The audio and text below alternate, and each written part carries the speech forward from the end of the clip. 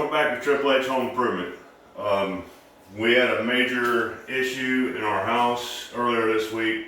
Actually, it's been going on for a while and I didn't realize it. I'll show you later on in the video what exactly happened, but on the other side of this wall is my shower, and I was having water come out from under the dishwasher. I thought maybe it was a dishwasher. I checked it, nothing, and then I started getting mold and mildew smell and growing, like stuff growing on, like mildew growing on things that were in the cabinet. Well, I started noticing that the water was coming out after each shower. So I found the leak, I fixed the leak. Now I have mold and mildew growing inside the wall, inside the cabinet. So this cabinet has to go. I'm going to try to save the top if I can. So we got to remove all this, remove some drywall, kill the mold that's on the studs, make sure there's no major rot going on in there. And then we're going to put new cabinets in, put the dishwasher in the top, the sink back on.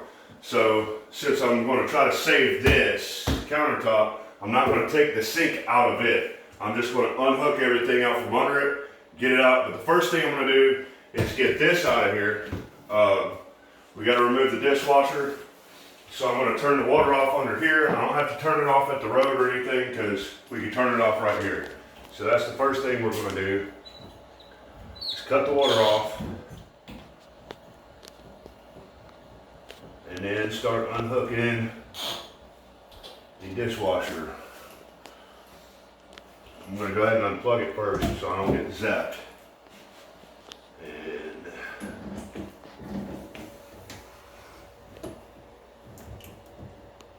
there's a little hose clamp here holding the drain tube on.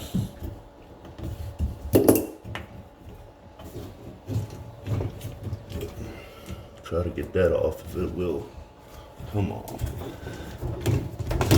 There it is. Yeah, and I don't care about water getting on the cabinet now. It's ruined. You can see it's particle board and it's pretty much, it is turned to complete mush. That's why I'm getting rid of the cabinets. It's still wet. So I still have stuff growing back there. And I don't like that. So, unhook the water to the dishwasher. It comes from the hot water line. And while I'm doing this, I'm going to go ahead and unhook all the water, even to the sink, because I'm going to be taking this top off and everything. So I'm just going to unhook everything out from under here first. And kind of start it with the wrench and then do the rest with your fingers. It's a little easier for me to do that way. And if these things are leaking, that means they've gone bad and you will have to cut the water off from the road and then just replace these things. That's unhooked. So now the dishwasher, sometimes the dishwasher has brackets and they're screwed into the top of the countertop. And you would have to unhook those. There they are. It's behind the gasket. It's on the sides. I should know this because I installed it. Just two little small screws there, or one there, one on each side. That makes two. One here. So be careful before you start pulling and tugging on it. There may be more. I don't remember. Ow. Yeah, that felt good. So that was it. That's what I thought. There's usually just two screws. They're either on the top going up into the counter, or this one has them on the sides. See, I could have put it on the top or on the side when I bought it, or when I installed it, but I decided to do it this way. And then if you come over here, these wires and hoses have to come through that hole as I'm pulling it out. And as you can see, if you look in there, that is nothing but straight up mold and mildew. All that drywall's got to come off. All of that drywall. That's why my whole house smells like mildew and mold right now. The shower is directly behind there somewhere. I'm gonna have to cut every bit of that out. Okay. Let's get this out of the way and we'll get started on that. All right, next step, I've got to unscrew the countertop from under here. There's screws going into it from the bottom up. And this piece right here has to come off, so I'm going to score it with a razor knife, pry it off without breaking it, hopefully, so I can reuse it. There's caulk or silicone in there. It's glued right there. And we're going to take just a little putty knife. And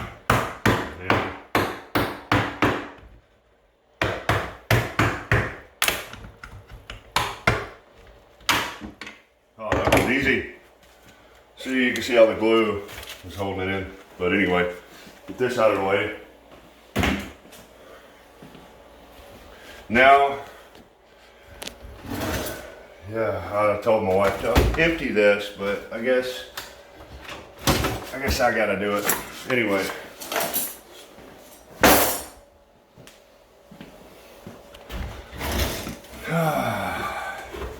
Another thing, these probably might have to be washed again because I noticed the other day I used one of these rags to wipe sweat off my face and it smelled like mold.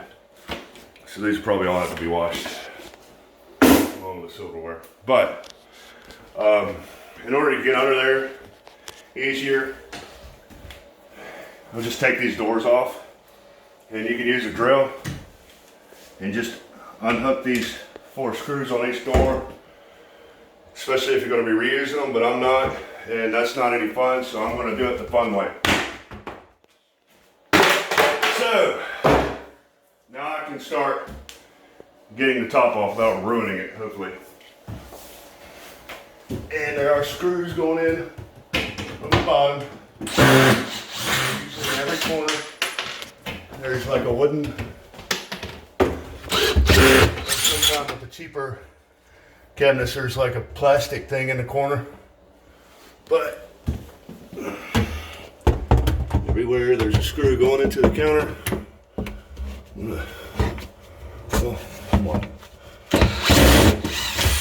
Just loosen them up, take them out.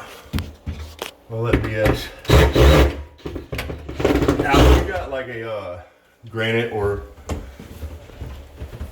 whatever, like a hard surface countertop, they're usually glued on.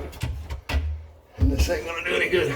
All right, now, hopefully we can just lift this whole thing up and take it outside, out of the way, without damaging it.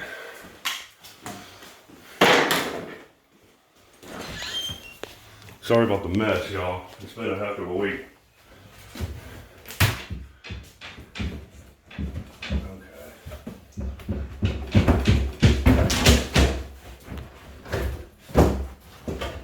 Beautiful. All right, I'm gonna get some help to tote this out. You don't need to see that. So we're gonna get this out of the way, but we'll come right back. All right. Here's where I have some issues. Of course, this stuff is so wet, it ain't gonna matter. Discussions I have to cut off, or I can just cut this board out around it.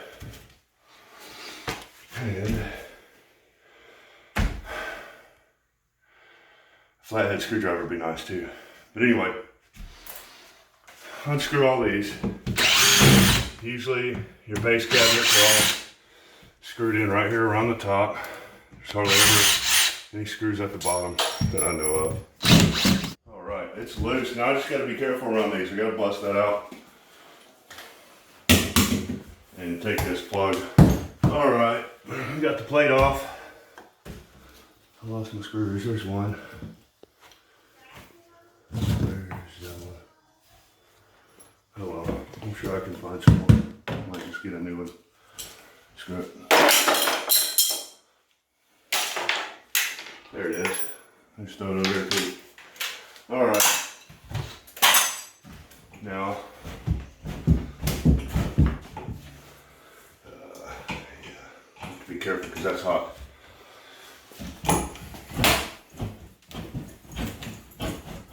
I just wiggle it. That stuff's like so mushy. It's like wet cardboard, wet paper or something. It'll just come out. There we go. Pick the bottom up over that. There we go. Yeah, you can see we have a huge mess to deal with. It starts there and goes all the way over to that corner. Yeah, we've got this rock's just crumbling, so I'm just pulling off what I can because if it comes off that easy, it needs to go. This is dirt rock back here. It's going to be fine. I'm going to spray everything down with the mold killer. I've got my wife running the shower right now to make sure that it's not still leaking, and it's not. So we're good. So when you've got to this point, always check. Make sure there's no other issues back here before you start putting stuff back together. I want to be 100% sure that this is not leaking anymore. So it was leaking inside the wall and I didn't realize it for probably a couple weeks. I noticed there was a slow drip on the hot knob. When I turn the shower on, I have two knobs. When I turn that shower on, I would get a slow drip on the inside of the shower from the knob. And I procrastinated, and this is why you don't procrastinate, because I thought it was no big deal. Well, the seat on that knob was unscrewing, and it was getting to where it was hard to turn on and off, so I just keep turning it and keep turning. I didn't realize I was unscrewing that seat. I should have taken a screw, pulled the knob off. I should have investigated this a lot sooner. I wouldn't have to be doing all this crap. This is my fault. It's stupid, but you learn from your mistakes. Hopefully, you guys can learn a little bit from my mistakes. Right now, I'm going to get all this moldy crap out of here because it stinks really bad, and I don't want to get a sinus infection or something. So I'm going to do that, and we'll come back to it. Okay, now that we got all the rock cleaned out, God, it stunk so bad. I mean, I feel like, yeah, a little, like it aggravated my allergies and stuff. Some people are super, super sensitive to it. I'd recommend using one of these, or at least a good dust mask or something when you're doing that crap. I should have been wearing this because now my throat feels scratchy, and the smell is awful. I hate mold, I hate mildew. I've had so many different sinus infections dealing with this kind of stuff that it ain't funny, and I should know better. But anyway, just a good tip for you guys. I'm going to try this mold killer. Usually I just use bleach or like some Tilex or something to kill it, but I'm going to try this stuff. I've never used it before. It was at the hardware store. It says to use it undiluted for mold, and I'm just going to spray some in this squirt bottle. I'm going to make sure I spray way up in there too, because where the leak was right about here, and I don't feel like tearing all this off. It's all pretty much sealed in with the tile. I know there's probably some mold back there, so I'm going to spray this up in there and hopefully kill that too. Ideally, I would probably take it down all the way from where it's wet and just redo it, but I really don't feel like doing all this tile work again. And as long as we can get it all sealed up and it's not leaking anymore, this stuff will die eventually, hopefully. Hopefully this will kill it. Just for precaution, I'm going to wear this and I'm going to spray all up in here, spray all this stuff that got wet. I'm going to spray these studs, all the wood, all the dirt rock behind here, everything I can. Like I said, I've never used this stuff before, but according to the directions, you just spray it undiluted. So, it kind of smells like bug spray. So I'm going to put a fan on it, get it dry, I guess. Probably wash my hands. But these scutcheons, I'm going to go ahead and cut them off, because the next step is going to be replacing the sheetrock. And you can get some of these things that, gummit. There we go. You can buy these that have a swivel and they kind of snap on over the actual pipe. So it's probably what I'll be putting back on here. All right, so I'll put a piece of tape up here so I can mark my studs on it, because I didn't want to be drawing on my tile. And I only went to this one because I know there's a stud there, and I know there's a stud here. But and then on that, I'll mark it on the drywall with a pencil. Not a big deal.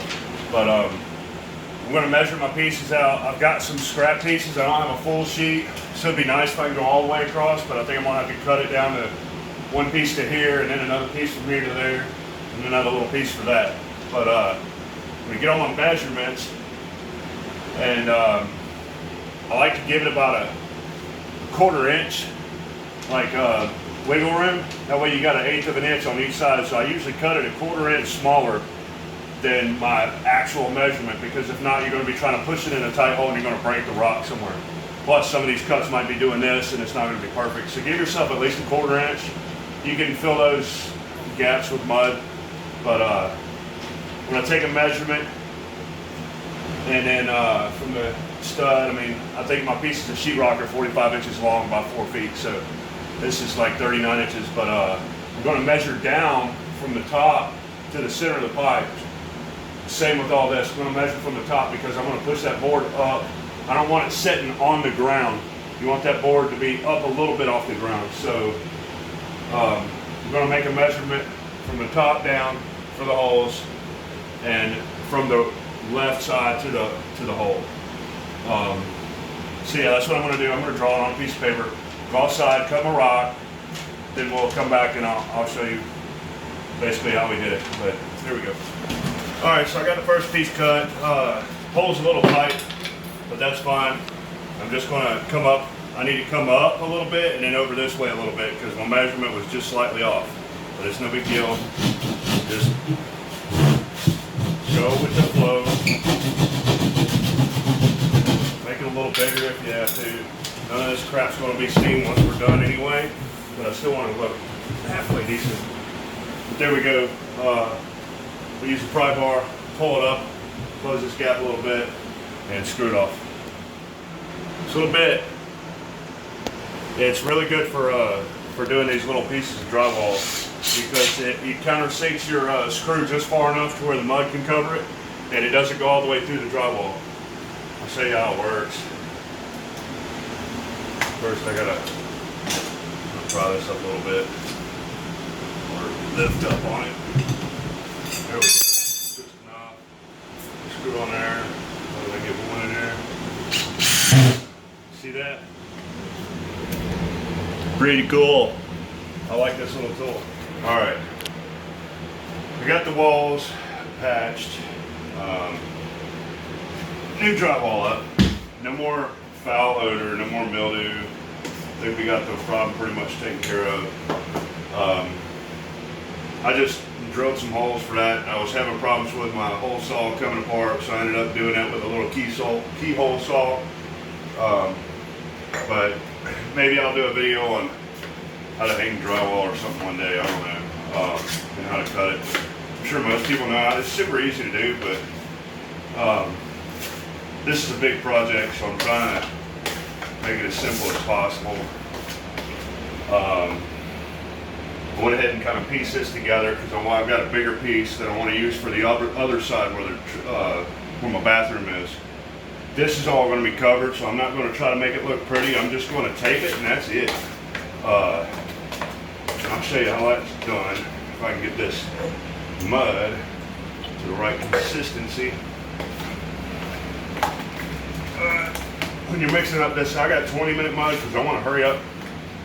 Hopefully I can get this done in like one day. I started about 3 hours ago, maybe less, maybe a little more. But we got everything demolished. Now we're putting it back together. We got some new cabinets waiting on my trailer outside.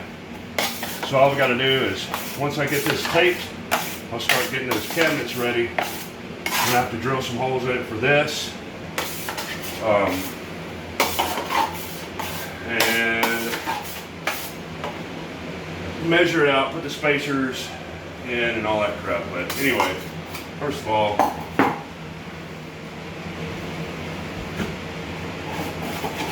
let's get some mud on there.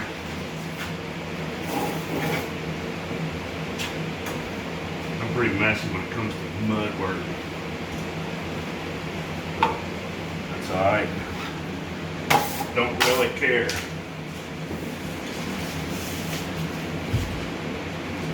You just put the tape over the mud, over the joint. Try to squeeze out some of the mud out from under it.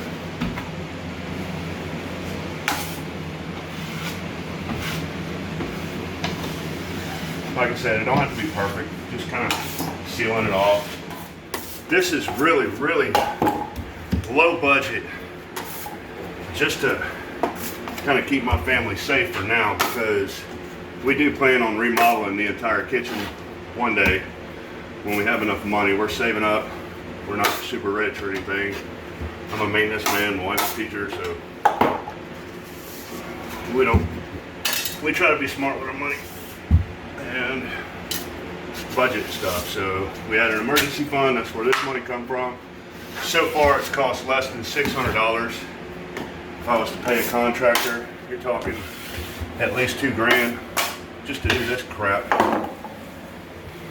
And they're gonna try to talk you into all new cabinets, God knows what else. But anyway, pay attention to this one right here. You see that? That's what I call buttering the tape. Kind of butter it. Get it in there. That's what we're going to do around those little faucet holes too.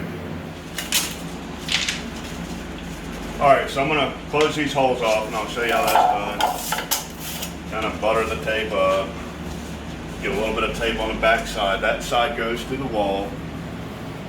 Squeeze it out.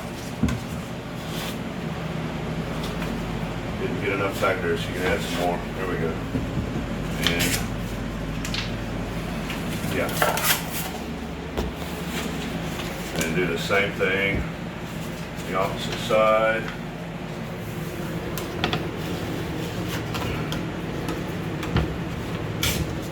And same thing again. There. And I'm kind of running out of mud, y'all. And on the bottom. And now that hole is pretty much sealed up. You'll come back. If you have any mud, just kind of put some on top too and just smooth it out a little bit. Like I said, this is all going to be hidden behind the cabinets. I really don't care what it looks like. You know, if I was doing a real remodel on somebody's house, yes, I would make it look pretty anyway, just because it's the right thing to do, I guess. There it is. Now we are ready for cabinets. Of course, I could probably need to patch that a little bit up, so I might do that. I might not. I don't know. But yeah, stay tuned.